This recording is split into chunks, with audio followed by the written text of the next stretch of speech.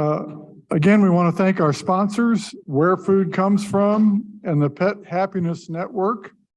And we also want to thank the AVMA for sending Dr. Sia Johnson and Steve Leary here for their presentations.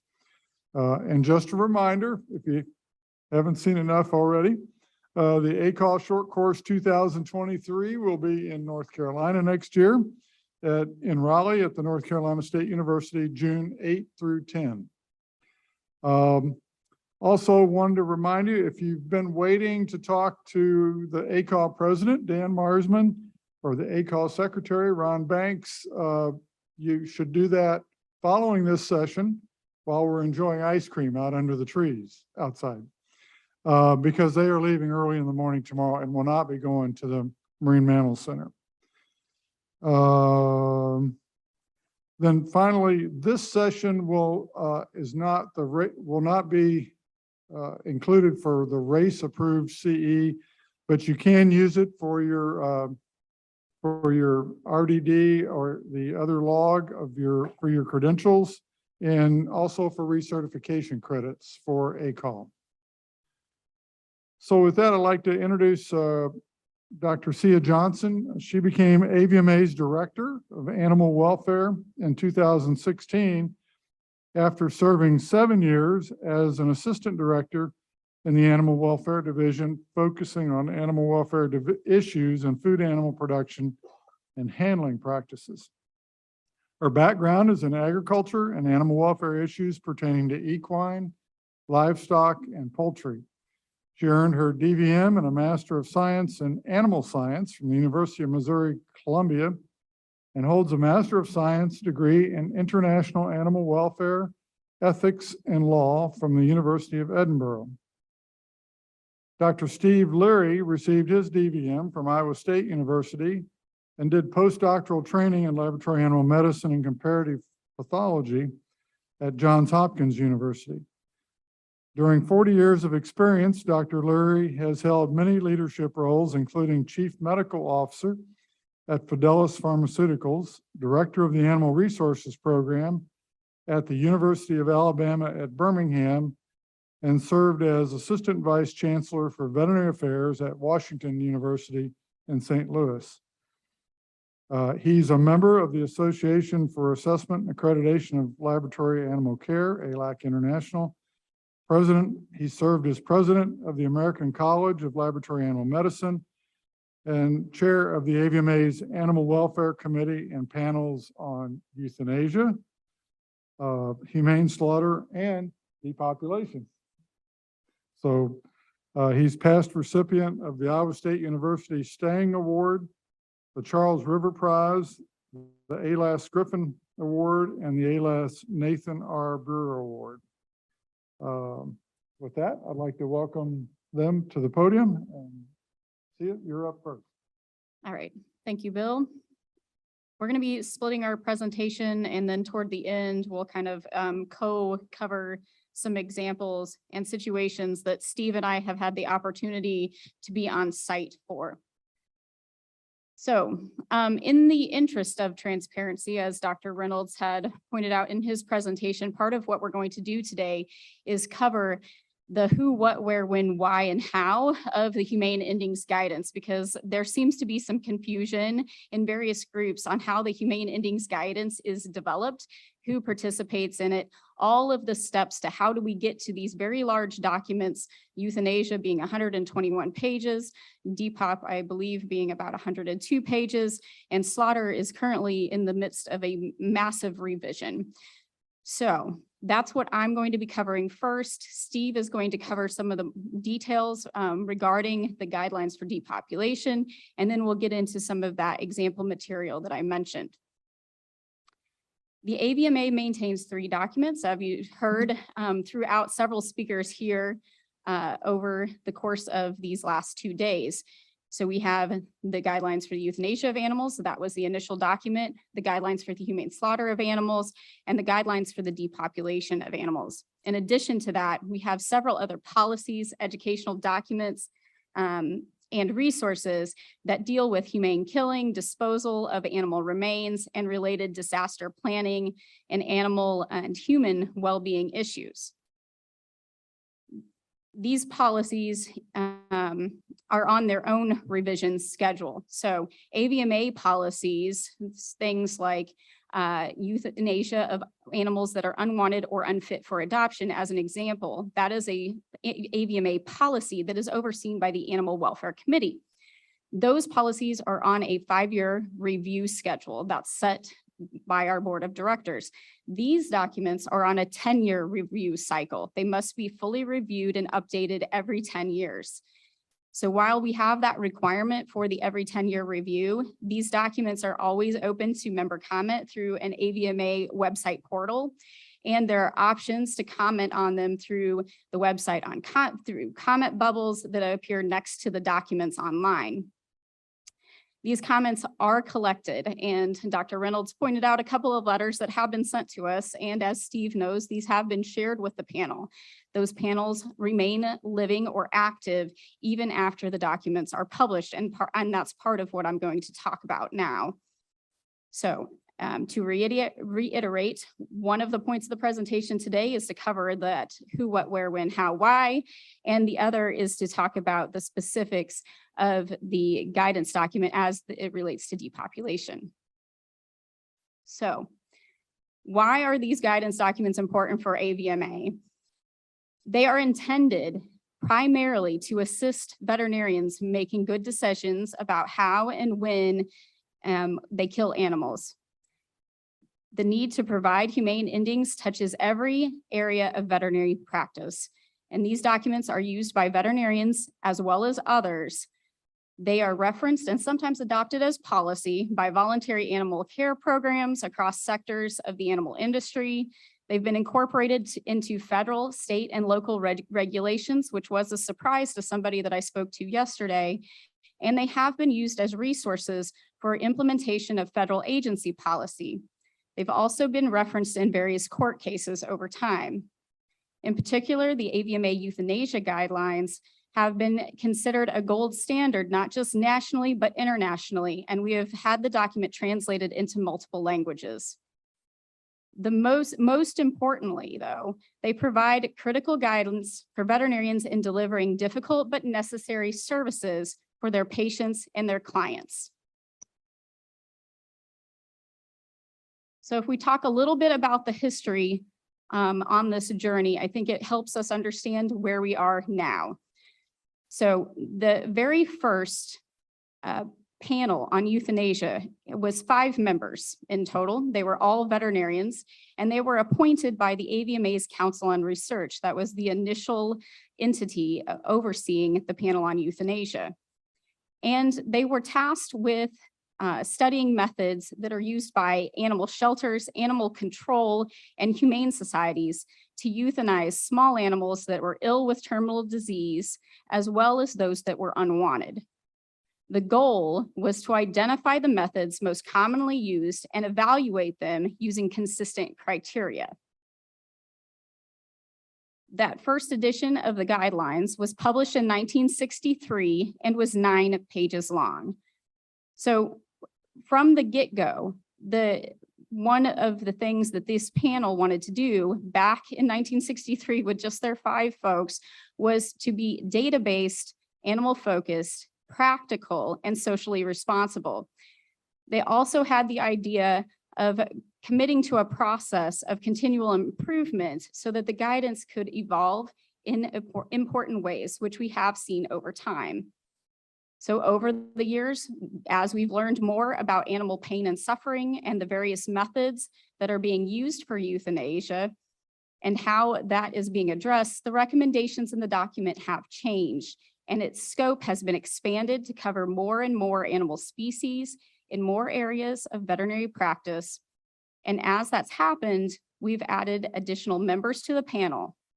By the 2000 edition, we had 17 authors and 35 pages. And as I'll discuss as we move forward, that's quite expanded to date, so the 2020 edition. So the process, the case for evolving the process. By the time we were in that 2000 edition of the euthanasia guidelines and finalizing it, it had become clear to the AVMA and to the panel working on the document that we needed to evolve that process. And what the document, when the document was created and had been primarily about euthanizing companion animals, primarily dogs and cats, we're now covering horses, food animals, laboratory animals, and wildlife, and encompassing both terrestrial and aquatic species.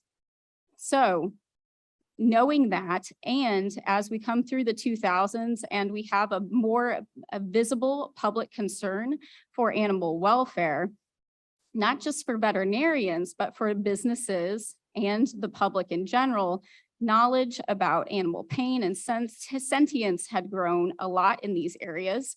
And animal welfare has been and is now multidisciplinary and involves multiple areas of expertise, practical experience, regulatory compliance, and ethical debate that extend beyond veterinary medicine and the historic composition of that panel, that initial panel, as I just said, 5 members, all veterinarians. So while we had that, while we knew that ending the lives of animals humanely was our common goal, there was recognition by the panel members that the conditions under which euthanasia, humane slaughter, and depopulation are conducted very differently, and it was becoming more and more difficult to appropriately address those different expectations in a single document that was intended to be about euthanasia. In addition to this, we had veterinarians increasingly contacting the association for additional information and support in applying guidance in new situations, and sometimes in situations where making minor changes or additions to the document would be very helpful.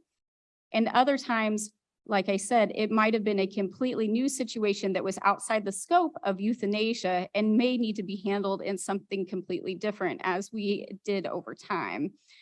One of those notable times, I believe this was in 2007, when we issued a clarifying statement about the attempt to pull the euthanasia guidelines into the discussion around human lethal injection. So we did have to issue a statement putting out that the guidelines were not intended to be used in that way.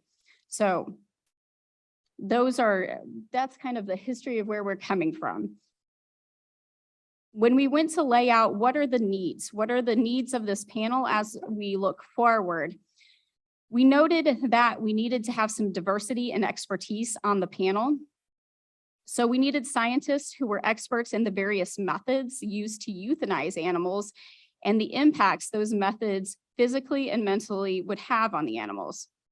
We also needed to make sure that we're getting input from those that are actually boots on the ground and using the methods in these various situations and under varied conditions. We needed involvement of a trained ethicist to help give veterinarians a framework for their decision-making. And we needed to pay attention to the regulatory environment in which euthanasia and later humane slaughter and depopulation were being conducted. This would include disposal of animal remains. We were able to tap more people to shoulder the workload with the changes that happened between 2000 and 2013. Initially, in the 2000 document with the 17 volunteer veterinarians, that was supported by less than 1 full-time staff member. So at this point, when we're looking at the 3 panels total, we have 60 to 80 members on a panel, and the staff of my full division working at various times with those different panels. We needed to do a better job of identifying the need for and integrating flexibility into updates to the document. We needed to make it living somehow so that we were able to evolve and do it in a way that was timely with new information. We also needed to make sure that we had an ongoing source of expertise for questions, so beyond the time of publication. And finally, and important to the AVMA and its board, we needed this process to be practical to implement and cost-effective. So what did we come up with? That's where we're at now. We increase the focus on animal welfare and move the oversight of these entities from under the Council on Research to the Animal Welfare Committee. The content for euthanasia, humane slaughter, and depopulation was delegated to distinct documents with their own panels supporting them. To ensure the appropriate expertise and more reasonably distribute the workload, provide opportunities for contributions from a range of individuals and disciplines, we created a structure in which we convened numerous technique and species-focused working groups and had the chairs of those working groups as members of the panel, the voting members of the panel. Veterinarians are members of these working groups, but so are animal scientists, physiologists, and animal behaviorists. The panels also each have their own chair, who is broadly responsible for working with the AVMA staff to coordinate the overall process of creating the document. AVMA seeks nominations for the working groups, and the Animal Welfare Committee appoints the chairs of those working groups. The chairs of the panels themselves are also identified by the Animal Welfare Committee, but they are confirmed by the AVMA Board of Directors. Generally speaking, the panels conduct in-person meetings while the working groups meet virtually. Each of the panels is supported by a team of staff members that includes veterinarians with backgrounds in animal welfare science. So when it comes to putting these documents together, now you know the who and part of the process. But when we go to actually put this content into a document that at least somewhat makes sense, and as Jim pointed out, the Depop document is in its first edition and is not nearly as clean as some of the language in the euthanasia document, which is in its 9th edition. We compile the content of the guidelines by having each of the working groups reviewing literature and drawing on their own practical experience in their area of expertise, and creating draft content that is compiled by the panel into the comprehensive document, which is meant to be reconciled for consistency. The comprehensive document is then shared back with the working groups, and the iteration continues until we have a final draft. The final draft is posted for AVMA member comment, and the length of that comment period depends on the extent of revisions, or in the case of the panel on depopulation, it was a first edition. So that document actually went under a 90-day comment period. So based on how extensive the revision is or how large the document initially is, we determine how long the comment period will be open for, ranging 30 to 90 days. The comments that we receive while the document is open for comment are shared with and reconciled by the panel, and the document is completed, shared with the board of directors, and published. The completed guidance is also brought to the attention of some of our key stakeholders, such as USDA APHIS, NIH OLA, and ALAC, as these organizations regularly utilize the guidance documents as part of their regulatory and assurance activities. When we talk about the living document, one of the benefits of the process we have now for compiling our humane endings guidance is that we're able to have AVMA members comment on the document at any time. We encourage that, in fact. We also encourage that when comments are submitted, that references are provided from the literature or quality unpublished data, or sometimes proprietary data that supports the recommended changes or additions to the document. These comments are shared with the appropriate working groups or the panels, as I mentioned earlier. And the literature is continuously reviewed by AVMA staff and members of the working groups so that relevant papers can be shared within the panel, and that is looked at on an ongoing basis. Any proprietary data that we do receive is similarly shared within the panel and with staff. And a full review, as noted earlier, of these documents is required every 10 years. But we do have a full review more frequently than that on several cases. If clarifications or minor updates are needed, they can be accomplished through what we call an interim revision. That is what technically the 2020 edition of the euthanasia guidelines was. It was considered an interim revision. There were multiple edits made throughout the document, but when it came down to the substantive portion of the content, there were no major critical changes within it, and we considered it an interim review and revision. Those typically don't require convening the entire panel in person, but for that one, we actually did bring everyone in. We do use a lot of virtual meetings, particularly for the panel itself, which is the chairs of each of the working groups. Finally, the panels and working groups are not sunset with the publication of the guidance. Instead, they serve as a resource for questions and support any interim updates to the document that are made. Now, since the 2013 edition of the guidelines for the euthanasia of animals was the full review and publication of that document, the 10-year point would have been 2023. We have the interim update that was published in 2020. So when we next review and convene the panel on euthanasia, it will be a full review with a brand new panel being installed. Steve is going to take over at this point and talk about some of the specifics for the guidelines on the depop of animals, and then I'm going to come back in after he gets into a little bit of this information.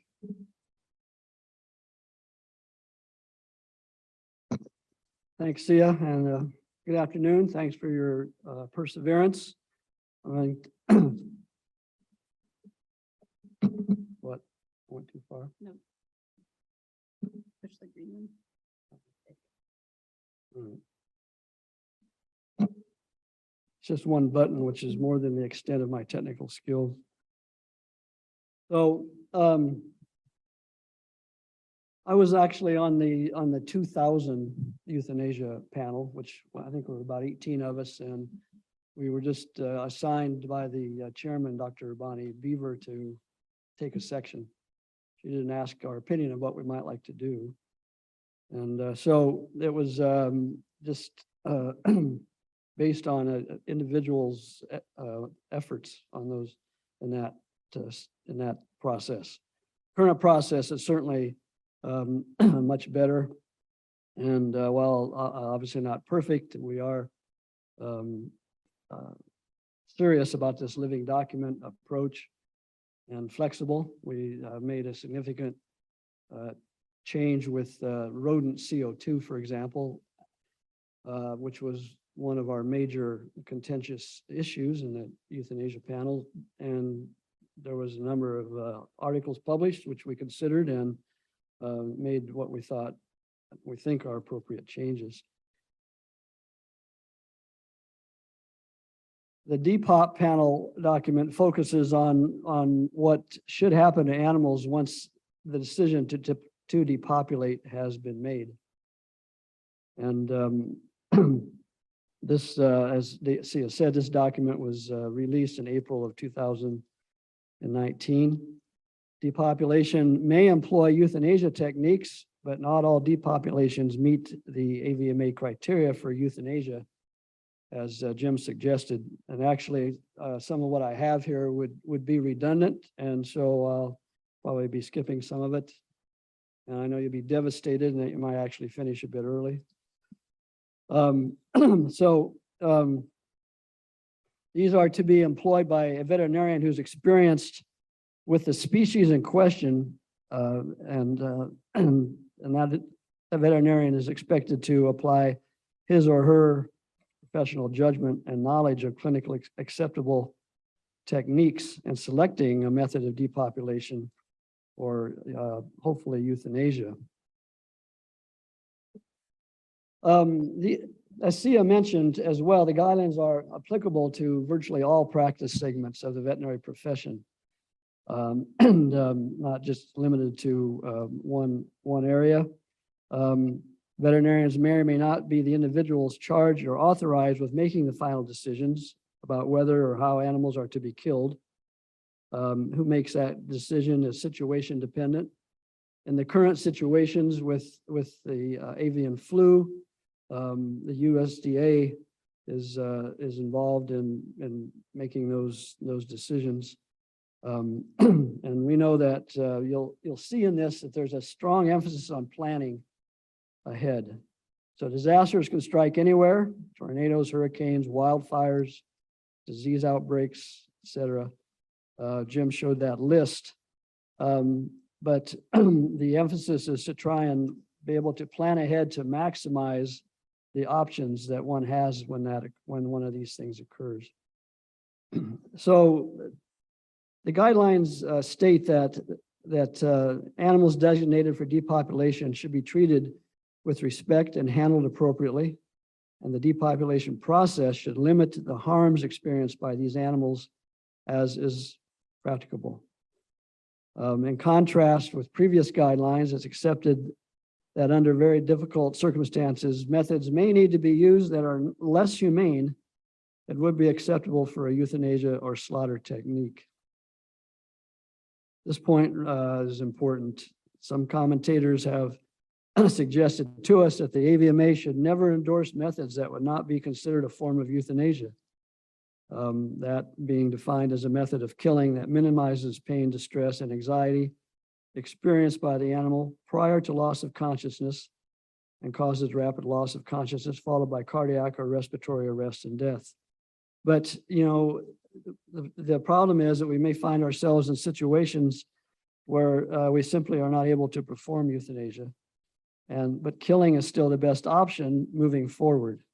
We saw this potential list with zoonotic diseases, situations where there may be limited resources, destruction of accessibility or inaccessibility of equipment or personnel, and so on. There's been instances already with bird flu where there's been concerns about shortages of CO2. So this panel consisted of over 70 people with 62 members in the 9 working groups. And likewise, and also we had federal observers there from Veterinary Services, USDA, and NIH's Office of Laboratory Animal Welfare. Sia has spoken to the comment periods. I'll mention at the end about a flow chart that's been developed to be helpful. We did a webinar to provide opportunity to get CE credit for reviewing this. And the panel is still available to respond to inquiries. It's a, in my case so far, it's been a lifetime commitment. So we needed, we knew that we needed to create guidance for a variety of potentially horrible situations that covered a multitude of species. And so these 70 volunteers began their work to develop this fairly broad panel report. So depopulation is not, again, as we've heard, and to emphasize, is not necessarily euthanasia, unfortunately. Depopulation may employ euthanasia techniques.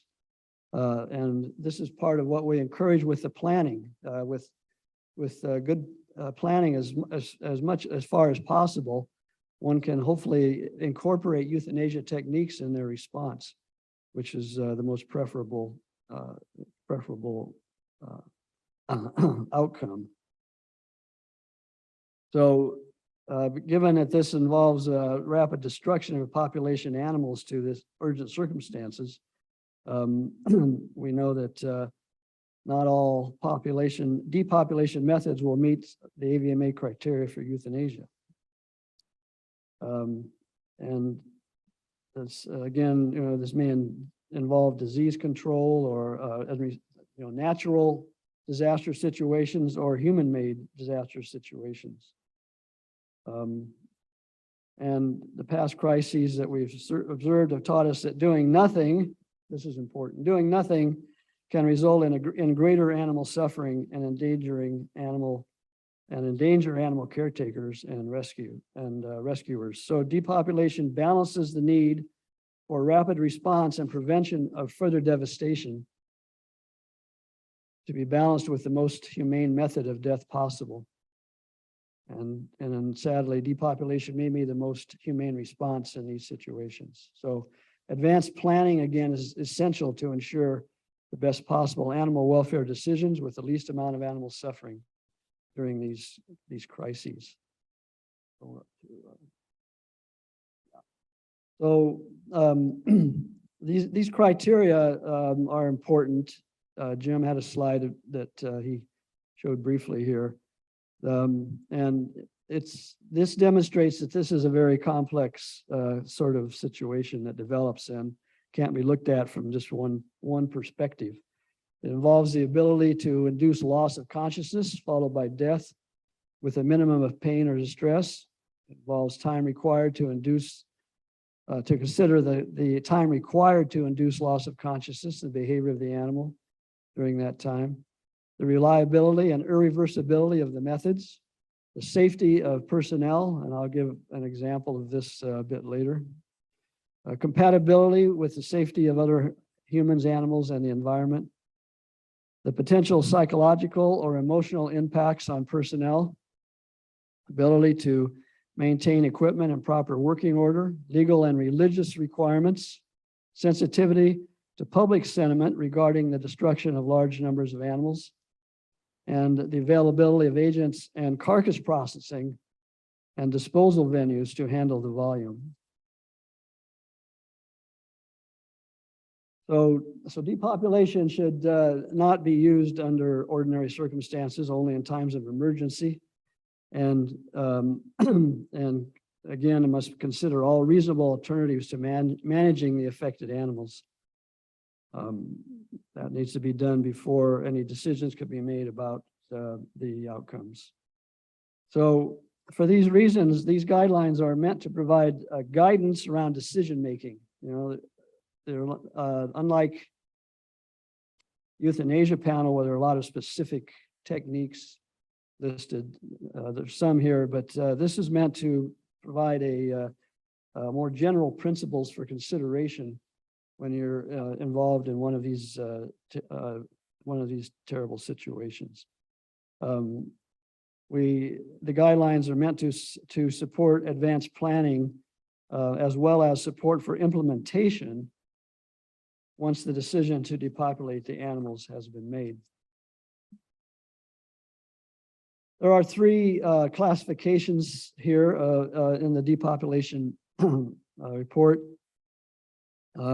These again, Jim had a slide about this. I'm going to touch on them briefly. These are different classifications that are included in the euthanasia report, which are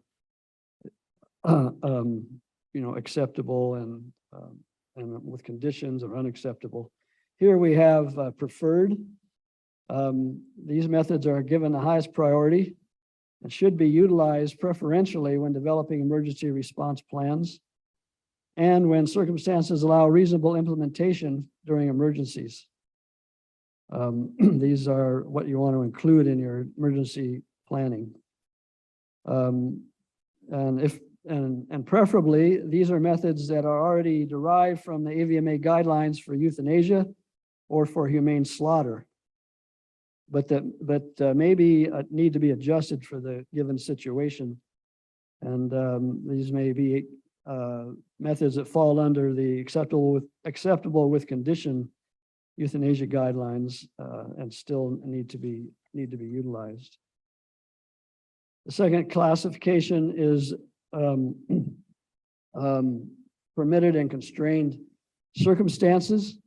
These are permissible when the preferred methods are not possible, and hopefully can be a stopgap until a permanent solution is identified. I'm going to move along, given time frames here, I'm going to move along on this. And the final classification is not recommended. These would only be should be only considered when the circumstances preclude the other two categories. And again, when the risk of doing nothing is deemed likely to have a reasonable chance of resulting in significantly more animal suffering than that associated with not doing anything. This may contain techniques that require skills that veterinarians are not particularly trained in, and so others may need to be called in. These guidelines urge veterinarians to consider taking uncomfortable actions rather than just leaving animals to their fate. There also can be a danger with people wanting to take action when non-intervention might be a better choice. And there was an example of some deer that were stranded on a small island out in the middle of a flooded river. And, it was deemed best to leave them to hopefully that they could take care of themselves until the waters abated enough that they could be rescued. So not recommended doesn't necessarily, I mean, can be serious, severe business. Not recommended does not mean unacceptable. And it could be something that we would have to consider to be completely unacceptable to be precluded. I mentioned that there's this a decision tree.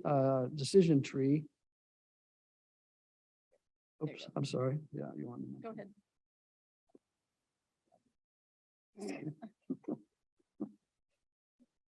Yeah. So AVMA, and I think with our ethicist that was involved with this, and it was faculty from the University of Alaska in Anchorage, put together this division tree that's posted on the AVMA website. I'm not going to go over it in detail, obviously, but it begins with questions about have you considered have you gathered all the information that you need to? Have all the alternatives to euthanasia been exhausted? What will be the method of disposal, and so on. So I recommend this for you to review, and it also concludes with the comment about the question of carcass disposal, which is a very significant issue related to depopulation. All right. So the thing that everybody always wants to know from us is about ventilation shutdown and ventilation shutdown plus. So we have reiterated the statements on this many times, but ventilation shutdown is a method of killing that involves closing the facility, shutting the inlets, and turning off the fans associated with the ventilation system. Ventilation shutdown plus is where there has been an additional component incorporated, heat, humidity, CO2, to cause death. And this is primarily used in pigs and poultry. From the AVMA standpoint, and this is considered a last resort option of depopulation of swine and is not a preferred method of depopulating pigs or poultry. VSD alone is not included in the guidelines for swine at all. VSD alone is in the not recommended section for poultry. A couple of points here, and this discussion has come up in some of my work with the OIE, which just changed their name to WOA, and I'm still trying to make sure I'm using the right acronym now. So the work that I'm doing with them, and as we start to talk through the Killing for Disease Purposes chapter and the revision to that chapter, is that VSD plus, when we're doing the addition of CO2, globally speaking, would be considered whole house gassing, right? So while in our document and many places here in the US, we call it VSD plus, even if we're using that CO2, if you're talking to somebody from Europe about this, once you're talking in those terms and adding that CO2 in there, to them, this is whole house gassing. So there are some nuances here to these items. Ventilation shutdown plus is permitted in constrained circumstances for poultry and swine. And there was mention about the performance criteria that was included in the swine section of the document and where that came from. As has been mentioned, we are in the first edition of this document, and when this was brought forward as a possible inclusion into the guidelines, we had some discussion about where it should fit, what the evidence was, how do we make sure that animals are actually dying from the method, and what the panel agreed on was to set some sort of performance criteria to ensure that animals were not lingering and suffering with this method, which is where the statement comes from. The document is not just based on all the data that's out there, but also incorporates the expertise of the panel members involved. So as we move forward, is the document going to be revised? Yes, it is. And so that's the other question we're always asked as we've discussed the living document and how things are changed. And they want to know when are changes going to come to the guidelines for the depopulation of animals? And the answer to that question is in the near future. But as I mentioned early on, the panel on humane slaughter is currently meeting, and they have been for just a year and a half, I believe now. And they are in the midst of a massive revision, a complete review and revision of that document. What that means for me, my staff, and the panel members is that we have a big lift happening right now on one of the other humane endings documents. So me, as the director, I need to make sure that that document is at least into a member comment period before I fully open a second massive document that we have to do a big lift on. So yes, that is a practical problem, a resource issue, right, that I have to deal with on my side.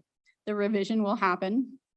I can't tell you what will be in that revision because I'm not a panel member. I'm their staff support. So I will be assisting them, pulling in all of their comments they receive, making sure they've reviewed all those comments and all the literature that we have available, and making sure they all have access to it.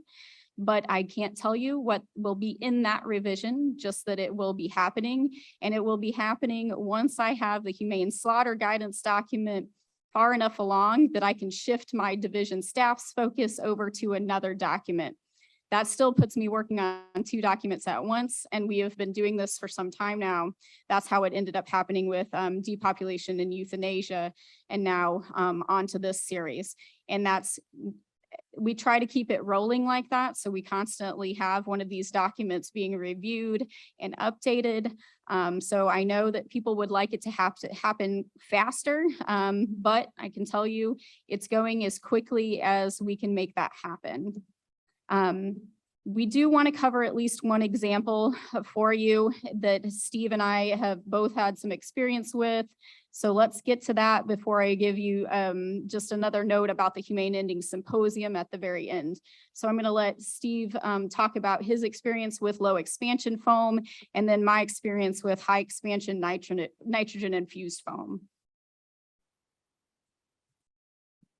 As we mentioned, these are general principles. You never know what you might have to deal with. Our equine panel veterinarian, Dr. Moyer, was called into Oklahoma City after that horrible tornado they have, because there was a horse alive up on top of some power lines thrashing around, and they wanted to know what the best way to deal with that sort of situation. You can't predict these things.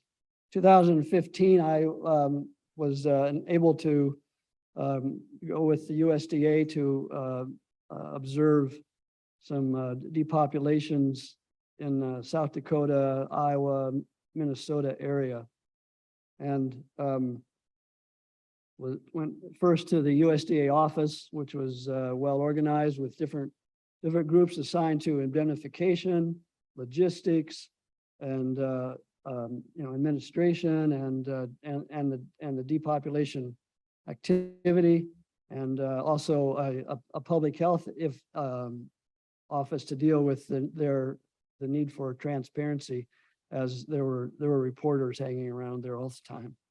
So I was first or one day able to observe a family-owned private turkey operation.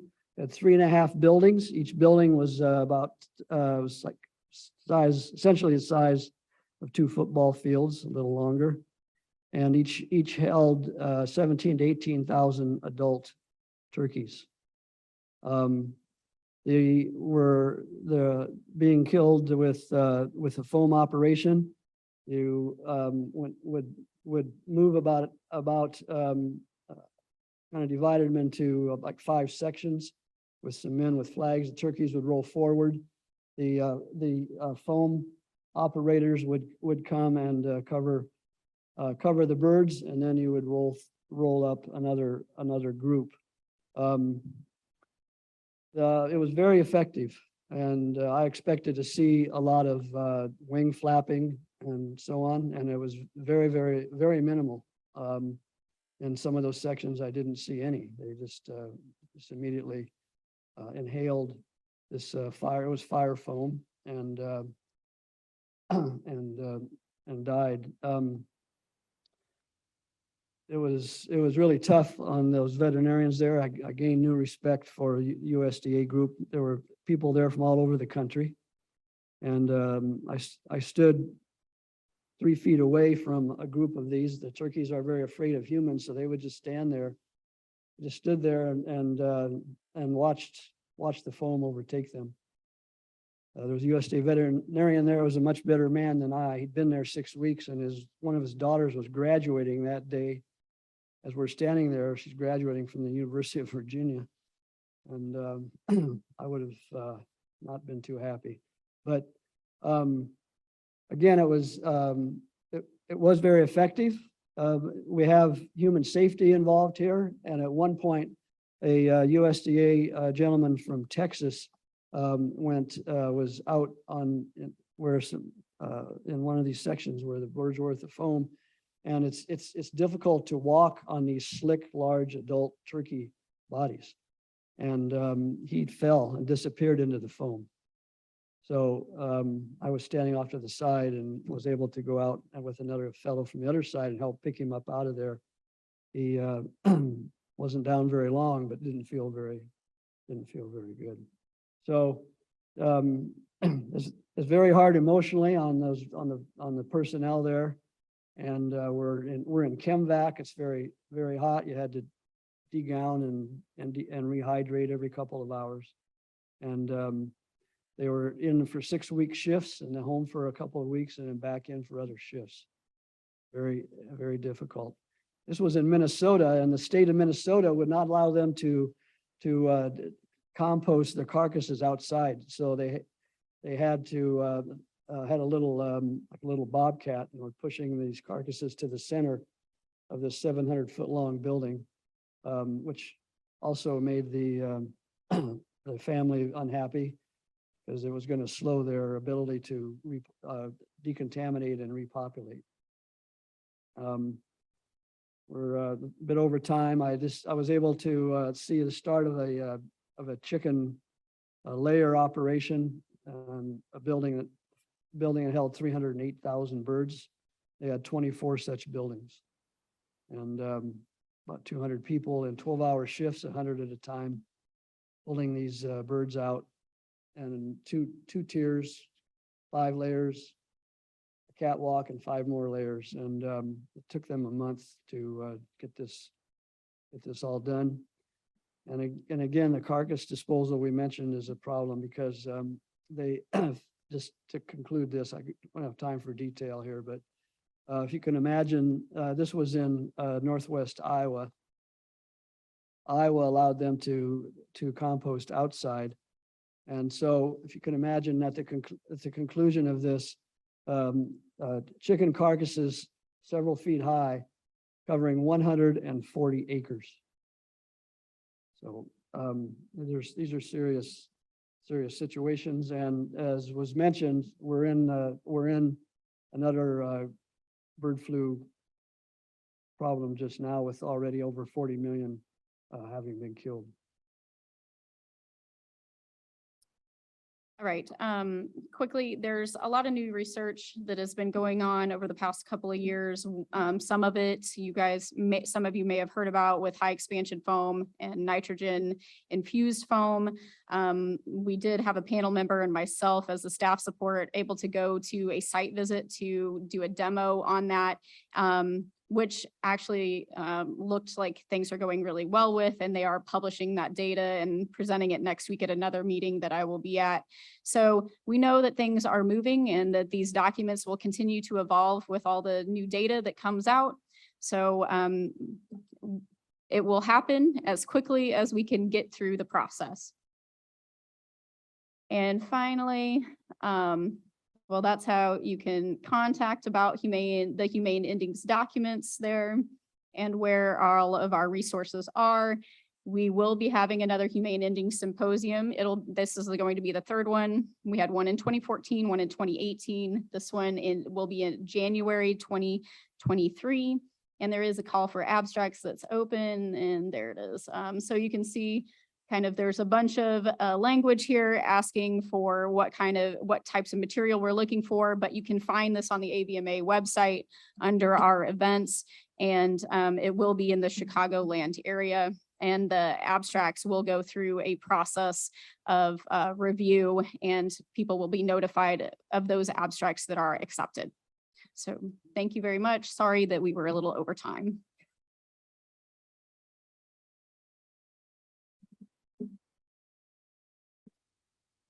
Do we have any questions? Okay, I've got a couple. The first is if the depopulation guidelines are limited to discussing what should happen to animals once the decision to depopulate has been made, has the AVMA ever considered creating another body to cover the issue of how to decrease the scale and frequency of depopulation? Not at this time.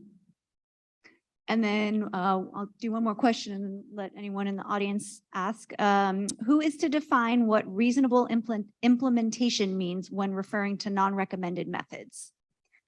So there's a lot of players, and depending on what the situation is. So sometimes you may have little decision-making power as the veterinarian for a particular farm.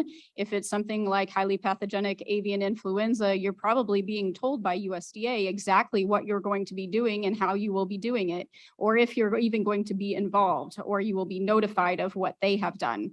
So some of this depends on who the players are. Similar with a disaster situation and what species you may be dealing with and where those animals are housed or where they are currently located, you may be dealing with federal, state, or local authorities on how the situation is handled. So yes, sometimes there is language that's a little bit vague, right? But sometimes that vagueness is needed because it's not a one-size-fit-all situation. We've heard that a lot over the past couple of days. You have to play with the stakeholders that are involved in each circumstance that you're dealing with. Any other questions in the room? Anything else coming in online? Okay. Okay, well, thanks. Oh, Ron. Shortly.